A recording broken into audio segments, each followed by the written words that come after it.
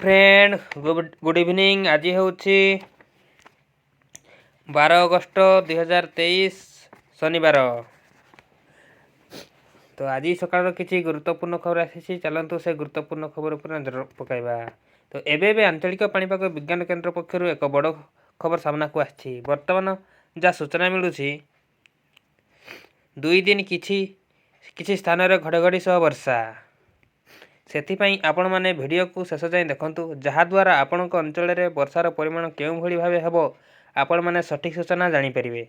सेथिपाई video को गोटे like करंतु, चैनल पाई जदि नुआ तेबे सब्सक्राइब करंतु, आउ पाखरे थिबा बेल आइकन को टच करी ऑल उपरे क्लिक करंतु, जहाद्वारा एभली लेटेस्ट पाणीपागर सठिक सूचना आपण माने आम चैनल माध्यम रे सर्वप्रथम देखि परिबे।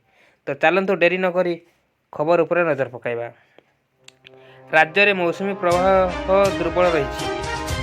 बिहार उत्तर पश्चिम बंगोपसागर दे पश्चिमबंग आड़क एक ड्रप लाइन लंबी। यह प्रभाव में राज्य में आज केतेक अंचल में वर्षा होता बेले पाग मेघुआ रही। आसंता 2 दिन मध्य राज्य में केतेक स्थान में वर्षा हेबो बोली आंचलिक पाणीपाग विज्ञान केन्द्र पक्षर कहुଯାଇଛି।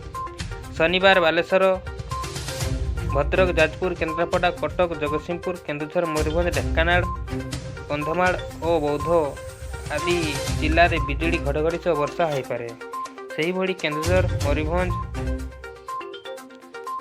सुंदरगढ़, बालेश्वर, भद्रक, जाजपुर और कोरापुट, मालकानगिरी, गजपति और रायगड़ा हल्का वर्षार संभावना रही। एणु आंचलिक पाणीपाग विभाग पक्षर उभय दिन यही सबु जिले में येलो वार्निंग जारी कर। शनिवार राजधानी भुवनेश्वर पाग आंशिक मेघुआ रहिबो।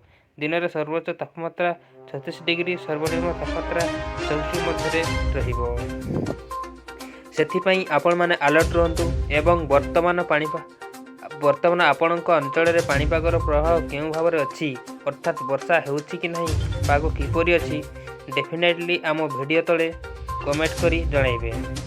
हाँ दर्शक बंधु, कमेंट कला बेले आपणक डिस्ट्रिक्ट लिखा को बिल्कुल भी भूलिबेनी, जहाद्वारा आपणक डिस्ट्रिक्टर पाणीपागर सठिक सूचना आम निश्चित भाव में जणाइबु। सेथिपाई आम सहित जड़ी होई रुहंतु। चैनल को एबे ही सब्सक्राइब करंतु, कलापर बेल आइकन को टच करी ऑल उपरे क्लिक करंतु, जहाद्वारा जेबे भी जेकोसी लेटेस्ट सठिक सूचना आपण माने आम चैनल माध्यम सर्वप्रथमे पाई परिबे। Bureau report BN creation.